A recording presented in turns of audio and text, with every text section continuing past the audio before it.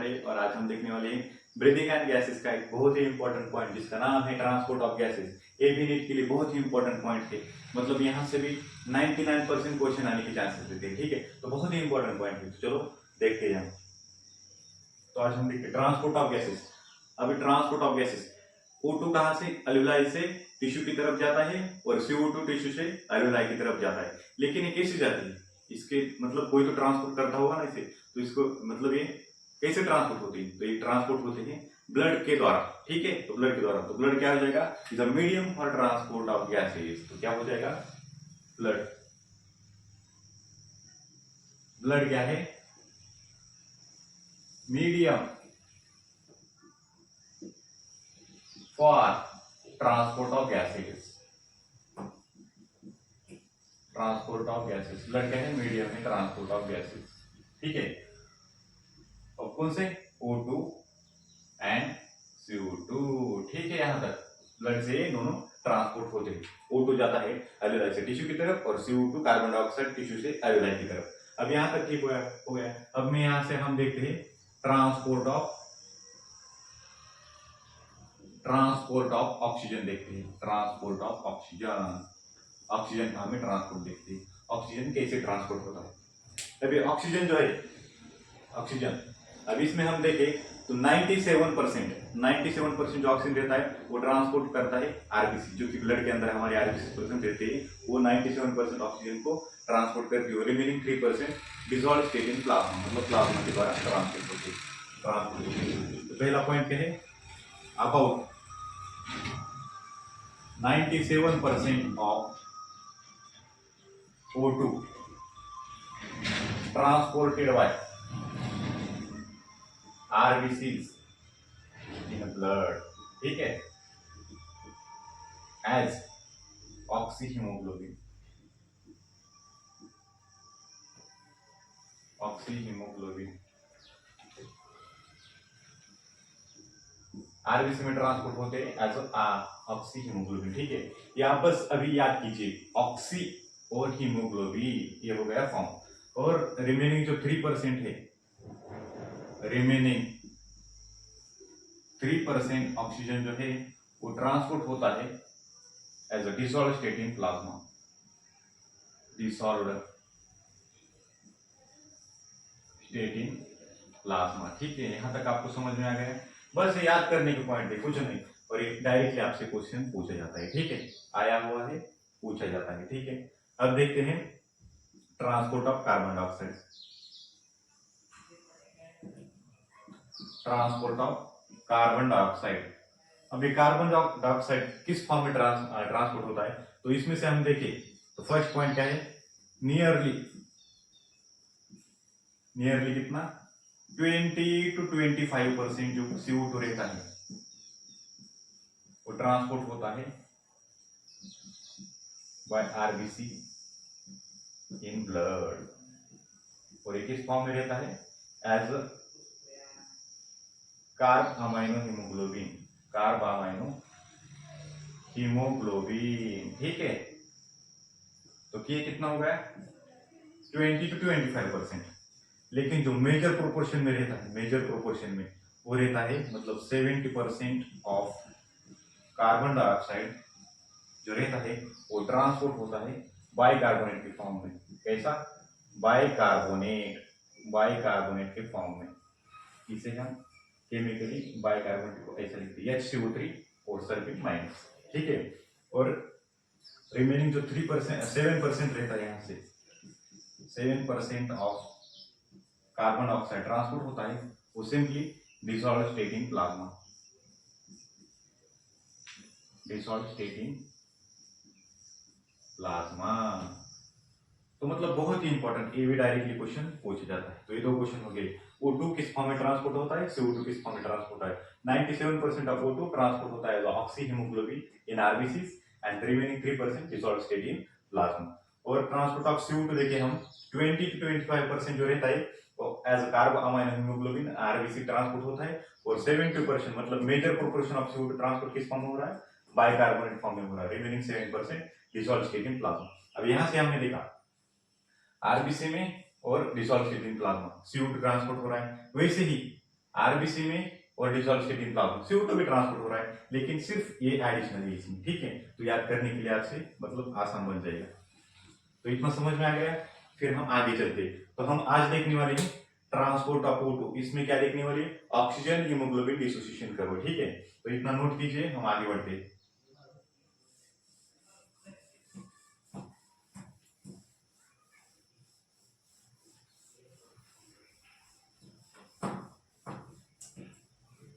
यहां तक आपको समझ में आ गया। अब हम देखते हैं हीमोग्लोबिन क्या होता है, कहां पर रहता है। मैं एक बार आपको समझ देता हूं, फिर आपको अच्छे से सारा समझ में आ जाएगा, ठीक है।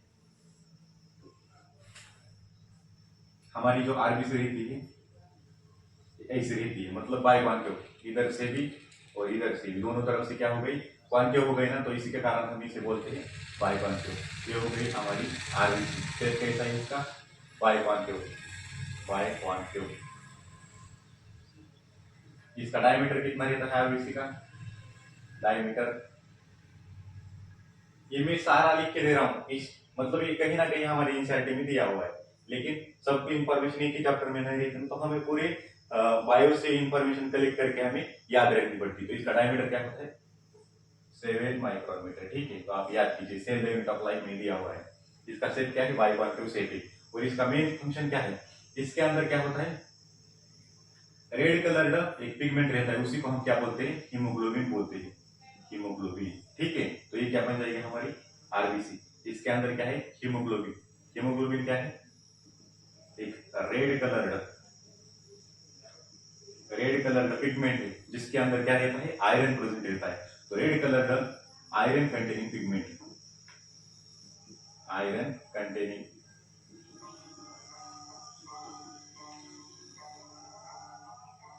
Present in RBC. हीमोग्लोबिन क्या है, एक रेड कलर का पिगमेंट है, जिसके अंदर क्या रहता है, आयरन प्रेजेंट रहता है। और ये कहां पर रहता है, हीमोग्लोबिन आरबीसी के अंदर रहता है। तो जो हमारे आरबीसी का मतलब रेड ब्लड सेल्स का रेड कलर रहता है, वो इस हीमोग्लोबिन के कारण रहता है, इस हीमोग्लोबिन के कारण। इतना समझ में आ गया आपको, बहुत ही इंपॉर्टेंट पॉइंट है, इंफॉर्मेशन दी हुई, कुछ भी पूछ सकते हैं आपसे इसका, ठीक है। फिर हीमोग्लोबिन हमारा क्या है, रेड कलर का पिगमेंट है। ये हीमोग्लोबिन हमारे ऑक्सीजन को बाइंड करता है, हमारे ऑक्सीजन के साथ बाइंड करता है। और कैसे बाइंड करता है, रिवर्सिबल मैनर, और तैयार करता है HbO2, ठीक है। ये क्या हो गया, हीमोग्लोबिन। ये क्या हो गया, हीमोग्लोबिन। ये हो गया हीमोग्लोबिन, ये हो गया हमारा ऑक्सीजन, एंड ये हो गया ऑक्सी हीमोग्लोबिन, ऑक्सी हीमोग्लोबिन, ठीक है। तो HbO2 को ही हम क्या बोलते हैं, ऑक्सी हीमोग्लोबिन बोलते हैं। हीमोग्लोबिन ये ऑक्सीजन बाइंड करते हैं एक दूसरे से इन रिवर्सिबल मैनर, इन रिवर्सिबल मैनर। रिवर्सिबल मैनर मतलब क्या हो जाएगा, इसका मतलब ये दोनों यहाँ पर बाइंड हो रहे हैं, फिर ऑक्सीजन हीमोग्लोबिन बन रहा है। तो ये कहां पर होता है, एल्वेलाई के लेवल पर होता है। जब ये हमारा ऑक्सीजन हीमोग्लोबिन ब्लड से टिश्यू की तरफ पहुंच जाएगा, तब यहाँ पर क्या हो जाएगा, इसका डिसोसिएशन हो जाएगा। मतलब HbO2 टूटकर फिर से HbO2 बन जाएगा, O2 टिश्यू में चला जाएगा, और हीमोग्लोबिन फिर से हमारे आरबीसी के अंदर ट्रांसपोर्ट होकर एल्वेलाई की तरफ पहुंच जाएगा। तो ये आपको समझ में आ गया, hemoglobin binds to O2 in a reversible manner to form oxyhemoglobin at alveoli, ठीक है। समझ में आ गया, कहां पर होता है ऑक्सीहीमोग्लोबिन फॉर्मेशन, हमारे एल्वेलाई के पास होता है, मतलब लंग्स के अंदर प्रेजेंट रहता है, ठीक है। इतना समझ में आ गया। फिर एक हीमोग्लोबिन मॉलिक्यूल हमने देखा, तो ये कितने मॉलिक्यूल ऑफ O2 को कैरी करता है। तो एक हीमोग्लोबिन मॉलिक्यूल कैन कैरी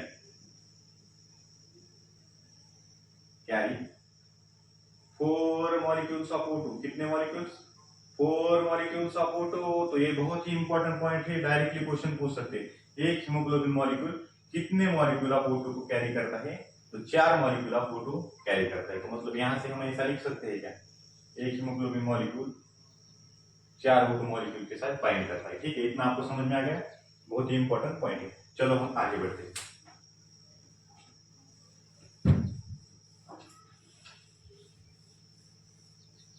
फिर हम क्या देखते हैं, ऑक्सीजन हीमोग्लोबिन डिसोसिएशन कर्व हमें देखना है, ठीक है।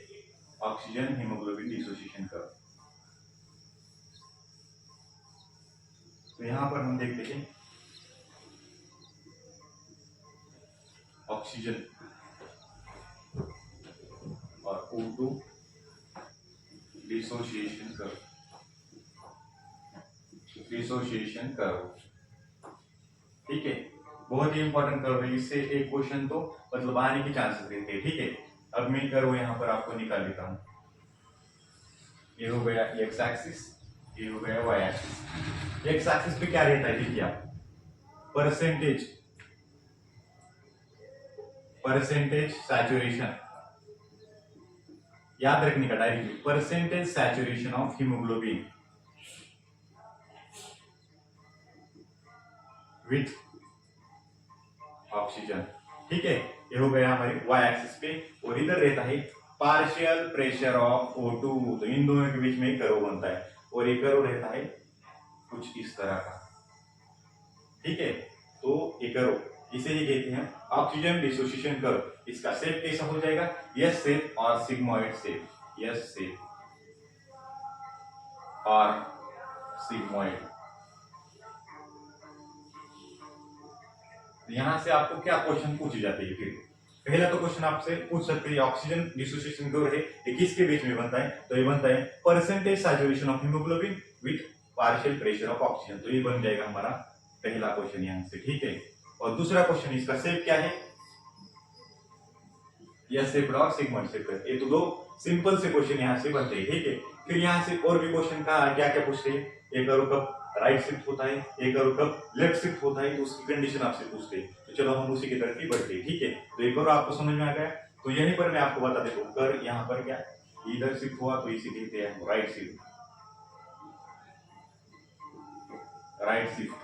और अगर ये कर्व इधर शिफ्ट हुआ तो इसे हम बोलते हैं लेफ्ट शिफ्ट, ठीक है। तो मतलब बहुत ही इंपॉर्टेंट क्वेश्चन यहाँ से पूछी जाती है, तो ये थर्ड नंबर का यहाँ पर क्वेश्चन बन जाएगा, बहुत ही इंपॉर्टेंट क्वेश्चन, ठीक है। तो तीन तरह के क्वेश्चन यहाँ से पूछे जाते हैं। तो ये कर्व आपको समझ में आ गया, ये बनता है between percentage saturation of haemoglobin with O2 and partial pressure of O2। इसका शेप कैसा रहता है, सिग्मोइड शेप और एस शेप, ठीक है। इतना आपको समझ में आ गया, फिर हम आगे बढ़ते हैं। अब इस कर्व में क्या मतलब, कर्व में क्या पूछते हैं, मैं एक बार आपको इंपॉर्टेंट पॉइंट की तरह मतलब क्वेश्चन के फॉर्म में आपको बता दूंगा, यहां से आपका एक भी क्वेश्चन गलत नहीं होगा, इसकी गारंटी मैं आपको देता हूं, ठीक है। तो बहुत ही इंपॉर्टेंट पॉइंट है, तो हम देखते हैं factors favourable for formation of oxyhaemoglobin, factors favourable for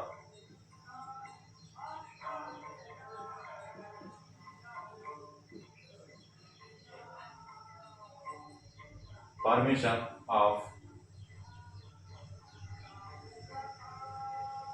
oxyhaemoglobin,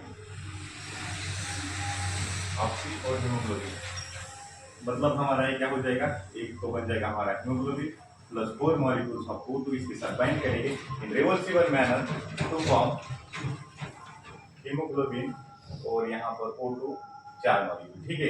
ये बन गया हमारा equation reversible manner, Hb plus 4O2 बन जाएगा HbO2, मतलब उसके 4 मॉलिक्यूल्स, तो इसे हम बोलते हैं ऑक्सीहीमोग्लोबिन, ऑक्सीहीमोग्लोबिन, ठीक है। ये क्या बन जाएगा, ऑक्सीहीमोग्लोबिन बन जाएगा, इतना आपको समझ में आ गया। तो Hb और 4O2 क्या बन जाएगा, ऑक्सीहीमोग्लोबिन। अब ये ऑक्सीहीमोग्लोबिन कहां पर फॉर्मेशन होता है, तो ये होता है एट एल्वेओलार लेवल, हमारे लंग्स के अंदर एल्वेओलाई के पास इसका फॉर्मेशन होता है, मतलब ऑक्सीजन हीमोग्लोबिन को बाइंड करता है, और यही जब टिश्यू के पास पहुंच जाता है तो यहाँ पर इसका डिसोसिएशन हो जाता है, और ऑक्सीजन टिश्यू के पास चला जाता है, और हमारा हीमोग्लोबिन ब्लड के द्वारा फिर से ट्रांसपोर्ट होता है आरबीसी के अंदर, ठीक है। इतना समझ में आ गया। फिर कंडीशंस देखनी है हमें, मतलब factors for formation of oxyhaemoglobin. तो मेन फैक्टर जो रहते हैं इसमें, तो 4 फैक्टर रहते हैं, तो इसमें जो 4 फैक्टर रहते हैं, तो मेन फैक्टर कौन सा है, कौन सा है formation of oxyhaemoglobin, partial pressure of O2, एक तो ये हो गया, फिर इसके साथ पार्शियल प्रेशर ऑफ CO2, ये 2 हो गए, फिर इसके साथ होता है टेम्परेचर, फिर इसके साथ हो जाएगा H प्लस कॉन्सेंट्रेशन, और एक होता है 2,3-DPG, एक केमिकल कंपाउंड है जिसका नाम है फिर 2,3-DPG। तो ये 5 जो होते हैं, ये क्या है, मेन फैक्टर्स होते हैं जो को जो कि ऑक्सी हीमोग्लोबिन फॉर्मेशन के लिए इंपॉर्टेंट होते हैं। तो ऑक्सी हीमोग्लोबिन का फॉर्मेशन होना है, मतलब क्या होना चाहिए, पार्शियल प्रेशर कितना होना चाहिए, ज्यादा होना चाहिए। तो मतलब पहला हमारा फैक्टर क्या क्या कहता है, high PO2, high partial pressure of O2। बाकी सारे ऑक्सी हीमोग्लोबिन फॉर्मेशन के लिए बस यही फैक्टर इंपॉर्टेंट है। यही क्या करता है, partial pressure of O2 high होना चाहिए और बाकी सारे क्या होने चाहिए, लो होनी चाहिए। मतलब क्या बन जाएगा हमारा, लो PCO2, सिंपली लो लो लिख देने का, लो टेम्परेचर, लो H प्लस कॉन्सेंट्रेशन और लो 2,3 DPG। बस ऑक्सी हीमोग्लोबिन फॉर्मेशन के लिए यही क्या होता है, ज्यादा होता है, बाकी सारे क्या होती है, कम कम कम कम। ठीक है, समझ में आ गया। तो यही आपसे पूछा जाता है factors favourable for formation of oxy haemoglobin. अब जो फैक्टर्स ऑक्सी हीमोग्लोबिन फॉर्मेशन करते हैं, यही फैक्टर क्या करते हैं, कर्व को लेफ्ट की तरफ शिफ्ट करते हैं। तो यही इंपॉर्टेंट पॉइंट है यहाँ पर। दिस फैक्टर्स क्या करते हैं, शिफ्ट कर्व टू लेफ्ट। ठीक है, लेफ्ट की तरफ शिफ्ट करते हैं, मतलब ऐसा है ना, तो इधर की तरफ शिफ्ट करने का काम करते हैं। मतलब जो फैक्टर्स ऑक्सी हीमोग्लोबिन फॉर्मेशन के लिए इंपॉर्टेंट है, कौन से, हाई PO2, लो PCO2, लो टेम्परेचर, लो H प्लस कॉन्सेंट्रेशन, लो 2,3 DPG, यही फैक्टर्स ऑक्सी हीमोग्लोबिन फॉर्मेशन करते हैं और कर्व को लेफ्ट की तरफ शिफ्ट करते हैं। तो ये बन जाएगा हमारे यहाँ पर क्वेश्चन, कुछ भी पूछ सकते हैं। The factors favourable for formation of oxy haemoglobin और those factors which shift curve to the left. तो यहाँ से जो भी आपको ऑप्शन में दिया होगा आप डायरेक्टली टिक कर सकते हो। ठीक है, आपको समझ में आएगा। तो यहीं से नीट 2000 रिसेंट का क्वेश्चन है, नीट 2024 का क्वेश्चन है, आप देख सकते हो। यहाँ से सिंपली पूछा था the factors for the formation of oxy haemoglobin. यहाँ से जो भी आपको अच्छा, मतलब जो भी अप्रोप्रिएट आंसर होगा वो आप टिक कर सकते हो। डायरेक्टली आपके 4 मार्क्स यहाँ पर रिजर्व हो जाएंगे। ठीक है, तो ये तो हो गया लेफ्ट की शिफ्ट की तरफ और फॉर्मेशन ऑफ ऑक्सी हीमोग्लोबिन, इतना समझ में आ गया। फिर हम आगे देखते हैं। अब हमें देखने हैं factors favourable for dissociation of oxy haemoglobin. क्या, डिसोसिएशन ऑफ ऑक्सी हीमोग्लोबिन, बहुत ही इंपॉर्टेंट पॉइंट है। ठीक है,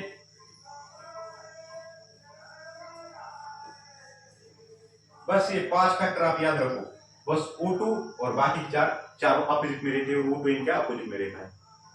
तो factors favourable for dissociation, dissociation of oxy haemoglobin. ठीक है, डिसोसिएशन करना है। अभी डिसोसिएशन कहाँ होता है, एट टिश्यू लेवल। ठीक है, ये आपको पता होना चाहिए कहां पर होता है, ऑक्सी हीमोग्लोबिन फॉर्मेशन आ रहा है और इसका डिसोसिएशन कहां पर होता है, टिश्यू लेवल पे होता है। अब हमें क्या करना है, डिसोसिएशन, डिसोसिएशन करना है, मतलब क्या होना चाहिए, ऑक्सीजन का लेवल, पार्शियल प्रेशर कम, बाकी से चारों का वैल्यू हाई होना चाहिए। तो यह यहाँ से हमारे कितने 5 फैक्टर, 1 2 3 4 और ये हो गया 5। तो पहला क्या है, लो PO2। ठीक है, पार्शियल प्रेशर ऑफ O2 क्या हो जाएगा, डिसोसिएशन पे कम बन जाएगा और बाकी सारे क्या हो जाएंगे, ऑपोजिट इसके, लो PO2 और बाकी सारे क्या, high PCO2, high H plus concentration, high temperature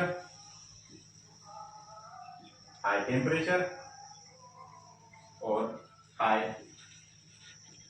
2,3 DPG। इतना समझ में आ गया। बस एक हो जाएगा और बाकी सारे इसके ऑपोजिट बन जाएगी। बस ये आपको पढ़ना है। पार्शियल प्रेशर ऑफ O2 एक तरफ और बाकी सारे 4 फैक्टर दूसरी तरफ। ऑक्सी हीमोग्लोबिन फॉर्मेशन के लिए पार्शियल प्रेशर ऑफ O2 ज्यादा होता है, बाकी सारे क्या होते हैं, कम होते हैं। ठीक है, तो इतना आपको समझ में आ गया।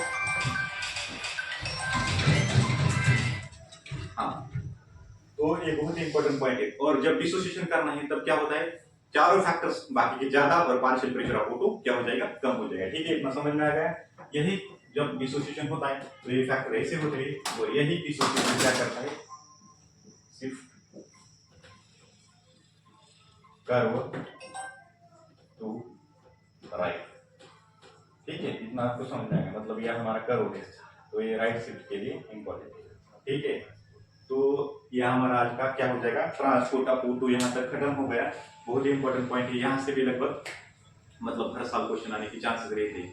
तो मैं आपको लास्ट में बता भी दूंगा इस चैप्टर में कौन से ज्यादा फोकस किए जाते हैं पॉइंट्स, उसके मतलब कहाँ कहाँ से क्वेश्चन बनते हैं। तो ठीक है, आज के लिए इतना काफी है। आप हर दिन मैंने जो आपको मतलब इस वीडियो में पढ़ा है आप अच्छे से नोट कीजिए, उसके बाद अच्छे से पढ़िए, फिर एनसीईआरटी से पढ़िए। इतना जितना पढ़ा है पहले उतना पढ़ने का, फिर स्टार्टिंग से आपके पास वक्त है मतलब टाइम हो तो आप पहले से भी पढ़ सकते हो, लेकिन जितना पढ़ा है उतना हर दिन पढ़ो। ये क्योंकि यही आप वही की वही आप क्लियर कर सकते हो, आपके क्वेश्चन यहाँ से क्लियर हो जाएंगे। ठीक है, तो हम मिलते हैं नेक्स्ट वीडियो में, तब तक के लिए थैंक यू।